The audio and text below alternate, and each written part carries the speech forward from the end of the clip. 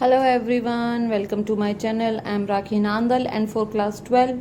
Today we are doing doubt class for exercise 7.3. We are doing integration and question number 10 has been asked as a doubt sine power 4x. So I have done I think this kind of question in previous video also. क्या करेंगे आप sign 4 को आप क्या लिख सकते हो sine square का स्क्वायर साइन की पावर 4x। अब इसको आपको पता है कि स्क्वायर को हम क्या करते हैं, हम लीनियर फॉर्मेशन में लाने के लिए साइन को हम याद होगा आपको ऐसा हमने डाउट किया था साइन स्क्वायर एंगल का double 1 minus cos 2x upon 2 का स्क्वायर dx। देखो अभी तक कोई इंटीग्रेशन नहीं हुआ है, सिंपली मैंने साइन स्क्वायर को इस फॉर्मेट में चेंज किया है। अब लगा दीजिए 1 अपॉन 4 बाहर आ जाएगा, स्क्वायर लगाएंगे तो a minus B whole square 1 का स्क्वायर 1 cos 2x का cos square 2x minus 2 cos 2x dx। समझ आया? a minus B whole square formula की हेल्प से हमने इसको खोल दिया। अच्छा अब हम क्या करें, अब हम स्टेप बाय स्टेप या तो आप अभी से सेपरेट कर लीजिए या फिर अभी भी आपके पास स्क्वायर है इसको फिर से हम क्या करें लीनियर फॉर्मेशन में लेके आएंगे। लीनियर में अब देखो यहाँ से साइन स्क्वायर को किया था, यहाँ से कोस स्क्वायर को कर देंगे 1 upon 4 let it be as it is 1 का 1। अब कोस स्क्वायर 2x को इसी फॉर्मेट में चेंज कर लेते हैं, क्या बनता है 1 प्लस कोस एंगल आपका यहाँ पे क्या हो जाता था डबल हो जाता था, तो यहाँ पे 2x है तो ये एंगल क्या बन गया आपका 4x। समझ आया क्या क्या upon 2 minus 2 cos 2x as it is बाहर है dx। कुछ नहीं मैंने सिर्फ ये आइडेंटिटी लगाई है cos square 2x is equal to 1 plus cos 4x upon 2। तो ये आइडेंटिटी आपकी साइन स्क्वायर में जब आप लगाते हो साइन स्क्वायर 2x अगर हो या फिर x के लिए हमने क्या लगाया है 1 plus 1 minus cos 2x upon 2। ये स्क्वायर फॉर्मेशन वाली आइडेंटिटीज आपकी बड़ी हेल्पफुल होती है जब साइन स्क्वायर या cos स्क्वायर में आपके पास फॉर्मेशन हो। तो देखिए इसकी हेल्प से अब देखो सब लीनियर में आ गया। चलो अब सिंप्लीफाई कर लेते हैं 1 अपॉन 4 कॉन्स्टेंट है बाहर रह जाएगा 1 बाय 2 बड़ा ब्रैकेट लगा दीजिए, सबका अलग अलग 1 एज इट इज है। तो थोड़ा सा एक स्टेप और सिंप्लीफाई कर लीजिए इसको, कैसे 1 plus 1 by 2 plus cos 4x by 2 इस तरीके से लिख सकते हो आप माइनस 2 cos 2x dx। ये सिर्फ मैंने कॉन्स्टेंट टर्म को एक साथ लाने के लिए किया। ये क्या बन गया 3 by 2 dx plus integration of 1 by 2 यहाँ से बाहर आ गया, क्या बचा cos 4x dx माइनस थोड़ा सा यहाँ से मैं इरेज कर देती हूँ इसको इंटीग्रेशन ऑफ 2 कांस्टेंट टर्म है 2 cos 2x dx। अब आप इसको इजीली सॉल्व कर सकते हो, अलग अलग इंटीग्रेशन बना दिया 1 बाई 4 पूरे में बाहर रख लो, बाद में एडजस्ट कर लेना, चाहो तो आप साथ साथ लेके जा सकते हो, it's totally up to you. I think ये मैंने शायद कराया था आपको पिछले वीडियो में। 3 बाई 2 dx है तो 3 बाई 2 का 3 by 2 as it is dx का हो गया x प्लस 1 बाई 2। अब cos 4x का अगर फॉर्मेशन एंगल है यहाँ पे एंगल का आपको ध्यान रखना है, यहाँ से 1 बाई 2 तो था ही आपका cos 4x को अगर आपने यहाँ पे इंटीग्रेशन लगाया तो आपको पता है इंटीग्रेशन में आपके पास आ जाता है साइन कुछ तो ठीक है साइन में एंगल नीचे आ जाएगा cos 4x का बाई 2 पहले से ही आपके पास बाहर है, तो इसको आप क्या लिख दोगे यहाँ पे लिख दो साइन 2x अपॉन इसका 4x का कर रहे हैं ना पहले 4x अपॉन 4। समझ आया? इसका अगर आप डेरिवेशन करो तो यही आएगा। कोस का तो साइन होता है पता ही है आपको, तो जो एंगल मल्टीप्लाई में हो वो यहाँ पे क्या हो जाएगा, डिवाइड में हो जाएगा। माइनस इंटू है 4 इंटू एक्स माइनस 2 इंटू ये माइनस बाहर ही है, cos 2x का क्या हो जाएगा sin 2x upon plus C. ये बाहर प्लस सी मैंने सबके लिए एक साथ ही लिख दिया है। ये स्टेप यहाँ से मैं रिमूव कर देती हूँ। ये बन गया 3 अपॉन 8x प्लस 4 2 जा 8 8 4 जा 32 1 upon 32 sine 4x minus sine 2x upon 4 plus C. ये हो गया आपका आंसर। ठीक है, सिर्फ इस आइडेंटिटी की हेल्प से हमने इस क्वेश्चन को सॉल्व किया। चलिए नेक्स्ट डाउट देखते हैं। Question number 13 cos 2x minus cos 2a cos x minus cos a, इसको हमें सॉल्व करना है। तो देखिए यहाँ पे डबल एंगल है, यहाँ पे सिंगल एंगल है, यहाँ पे x है, यहाँ पे 2x है। तो क्या करें, cos 2x को अगर मैं cos x की फॉर्मेशन में लेके आऊं तो आपके पास फार्मूला था cos 2x का, अगर आपको याद हो तो cos 2x को लिखते थे हम 2 cos स्क्वायर x माइनस 1। याद है ये फार्मूला, ये किया था हमने क्लास 11 में।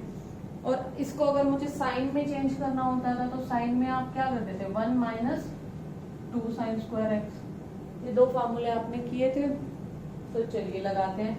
अच्छा, लगाने का आप कहोगे कि मैम अभी तक तो आप कह रहे थे कि स्क्वायर से सिंगल में लाना, यहाँ तो आप उल्टा चल रहे हो। बच्चे लॉजिक ये है कि मैं 2x से सिंगल x में आ रही हूँ, क्या पता कुछ कैंसिल आउट हो जाए। देखते हैं 2 cos स्क्वायर x माइनस 1, इसके लिए ये cos 2x इस फॉर्मेट में आ गया माइनस, अब cos 2a है, a दो it is constant but identity तो आप लगा ही सकते हो यहाँ पे भी। चलिए लगा देते हैं, minus 2 cos square a minus 1। Similarly कोई फर्क नहीं है, 2x की जगह पे 2a आ गया upon cos x minus cos a। देखिए it's a kind of practice, अगर आप क्वेश्चन करेंगे तो आपको पता चल जाएगा ऐसे क्वेश्चन में क्या लगाए हम कि हमारा सिंप्लीफाई हो जाए। माइनस 2 cos स्क्वायर a, ये ब्रैकेट हटा दे तो minus minus plus 1 upon cos x minus cos a।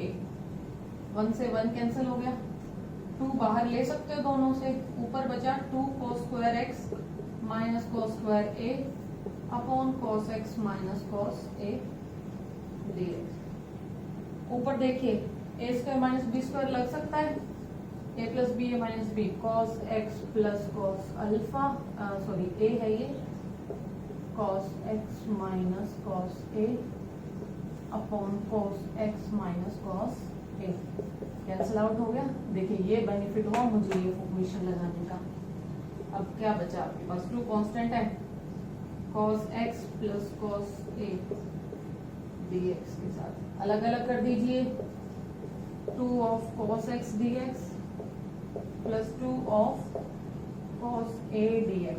अब देखिए यहाँ पे cos a will be treated as a constant, constant रहेगा आपके पास। अब कांस्टेंट है तो आप यहाँ पे cos a को भी आप बाहर ले सकते हो। समझ आया क्या कह रहे हैं? कह रहे हैं cos a कांस्टेंट है तो देखिए पहले इसको कर लेते हैं 2 इंटू cos x का integration sin x plus 2, cos a constant है ये तो एज इट इज ही रहेगा, तो यहाँ पे क्या होगा, अंदर 1 होगा, cos a इंटू 1 लिख सकते हो आप इसको, 1 का इंटीग्रेशन x प्लस c। ये हो गया आंसर आपके पास, 2 sin x plus 2x cos a plus c। ये हो गया आपके पास। ठीक है, इस तरीके से आप इसको कर सकते हो। चलिए, you may pause the video to write it down, then we will take our next problem. Next doubt is question number 14, cos x minus sin x upon 1 plus sin 2x dx। देखिए कैसे करेंगे, यहाँ से अब आप सोचो कि ma'am इसको सिंगल एंगल में ले आए, क्या पता कुछ कैंसिल हो जाए। तो जब भी ऐसा केस हो बच्चे, ये जो 1 है it will help me a lot. कैसे करेगा देखिए, cos x minus sine x upon 1 को आप ऐसे लिख सकते हो क्या, sine square x plus cos square x plus sign 2x। अगर आपको याद हो साइन 2x को हम 2 साइन एक्स कॉस एक्स लिख सकते थे। यस मैम लिख सकते थे, याद है। ये प्रॉपर्टी तो सबसे कॉमन प्रॉपर्टी थी साइन 2x की। चलिए cos x minus sine x upon A square plus B square plus 2a भी लगा दूं, sine x plus cos x का होल स्क्वायर लिख सकते हो इसको। हाँ जी लिख दिया आपने। लिखते ही आपके दिमाग में एक चीज क्लिक हुई, ऊपर जो आपका न्यूमरेटर है वो नीचे वाले फंक्शन में डेरिवेटिव हो सकता है। Sine x plus cos X, अगर मैं इसको t अज्यूम करती हूँ तो साइन एक्स का डेरिवेटिव कॉस एक्स का माइनस साइन एक्स dx अपॉन dt is equal to 1 cos x minus sine X dx की वैल्यू क्या आ गई, dt। पुट कर दीजिए, पुट। ये पूरा का पूरा आपको dt दे रहा है। 1 अपॉन इसकी वैल्यू अपने t पुट की, 1 अपॉन टी स्क्वायर dt आ गया t के अंदर। सब्स्टिट्यूशन मेथड का यूज किया। नीचे पर स्क्वायर में इसको t की -2 की तरह भी कह सकते हो। क्या होगा डेरिवेटिव, +1 अपॉन प्लस सी। याद है यही करते थे, 1 अपॉन एक्स की पावर n हो तो x की पावर -n करके +1 अपॉन जो भी यहाँ पे उससे आपने डिवाइड करना था। किया है आपने पिछले एक्सरसाइज में। तो ये क्या बन गया, t की पावर -1 अपॉन -1, थोड़ा सा सिंप्लीफाई करके लिखो तो -1 अपॉन टी लिख सकते हो इसको। कोई दिक्कत इस चीज में नहीं होनी चाहिए। वापस पुट कर दो, टी को हमने इंट्रोड्यूस किया है -1 upon sine x plus cos x plus C. ये हो गया आंसर। देखिए कितना इजी हो गया ये क्वेश्चन। तो थोड़ा सा आपने याद रखना पड़ेगा कि भाई ऐसी फॉर्मेशन हो तो इस तरीके से 1 को sine square plus cos square, sine 2x को 2 साइन एक्स कॉस एक्स। देखो ये जो सब्स्टिट्यूशन मेथड है हमने बताया था, it is very very helpful when you have denominator in the same question, sorry when you have derivative in the same question। Denominator में जो भी हो या ये मल्टीप्लाई में भी हो, तो अगर डेरिवेटिव आपको दिख जाता है तो उस पार्ट को t पुट कर दो, उसका डेरिवेटिव dt में कंज्यूम हो जाएगा और क्वेश्चन आपका बड़ा ही इजी हो जाएगा यहाँ से। So you may pause the video to write it down. Let's move forwards towards our next doubts. 2-3 more doubts are there that students have asked me.